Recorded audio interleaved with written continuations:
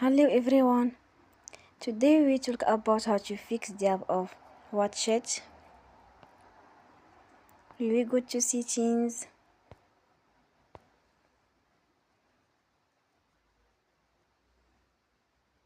Then we click on apps.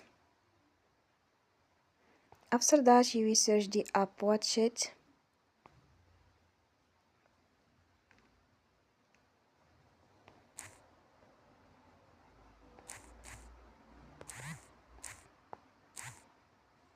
And you will click.